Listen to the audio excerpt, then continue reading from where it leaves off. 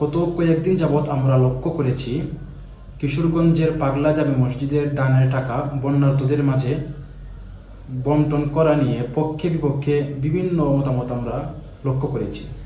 তো এক্ষেত্রে আমরা সমাধান কি এটা জানবো আজকে। তো ইসলাম শরিয়াতের একটি মূলনীতি হলো নাসুল ওয়াকিফি কানাসির শারিয়াই। এই মূলনীতির উপর ভিত্তি করে আমরা বলতে পারি যে মসজিদের সাধারণ দানের টাকা একমাত্র মসজিদের প্রয়োজন এবং তার উন্নয়নের ক্ষেত্রে ব্যয় করা যাবে, অন্য কোনো খাতে ব্যয় করা যাবে না। এক্ষেত্রে ফিকহে হানাফির গ্রহণযোগ্য কিতাবের মতামত এটাই।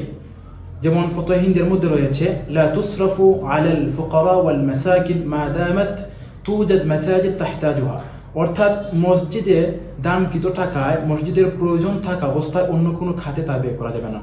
আল্লাহ রাসূল সাল্লাল্লাহু আলাইহি ওয়াসাল্লাম বলেন, বুখারী শরীফের প্রথম হাদিস, ইন্নামাল আ'মালু বিন্নিয়াত, অর্থাৎ প্রত্যেক কাজ নিয়তের উপর নির্ভরশীল এবং প্রত্যেক ব্যক্তি তার নিয়ত অনুযায়ী ফল পাবে।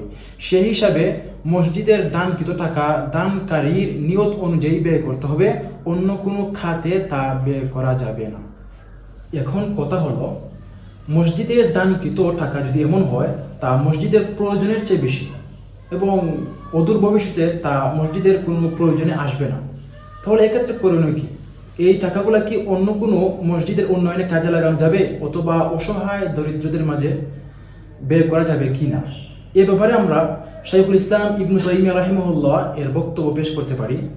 তিনি বলেন, ফাজিয়াদাতুল ওয়াকফি ইউসরাফু ফিল মাসালিহ আল্লাতী হিয়া নাযীরু মাসালিহিহি ওয়া মা ইউশবিহুহা মিসলু সরফিহি ফি মাসাজিদ উখরা ওয়া ফুকারা'i জিরানিহি ওয়া নাহবি যালিক, অর্থাৎ মসজিদের প্রয়োজনীয় অতিরিক্ত দান তা এমন সব খাতে ব্যয় করতে হবে যেসব খাতে ব্যয় করলে দানকারীর উদ্দেশ্য অর্থাৎ সওয়াব অর্জন করার বিষয়টি নিশ্চিত হয়।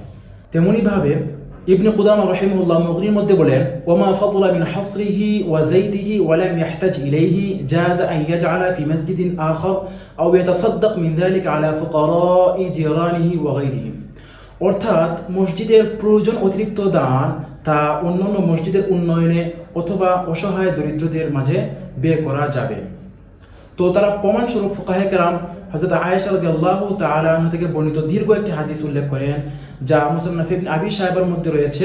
সেই হাদিসের মধ্যে হযরত আয়েশা রাদিয়াল্লাহু তাআলা আনহা কাবা শরীফের গিলাফের অতিরিক্ত অংশকে বিক্রয় করে গরিব মিসকিনদের মাঝে বন্টন করার আদেশ দিয়েছিলেন।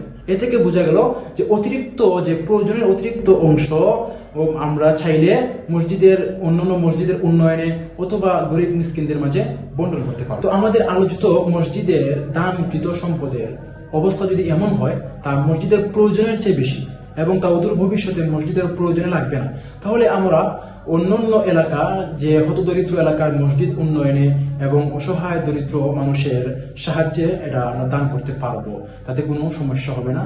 এবং বিশেষ করে বন্যার্তদের মাঝে আমরা দান করতে পারবো, তাতে কোনো সমস্যা হবে না ইনশাআল্লাহ।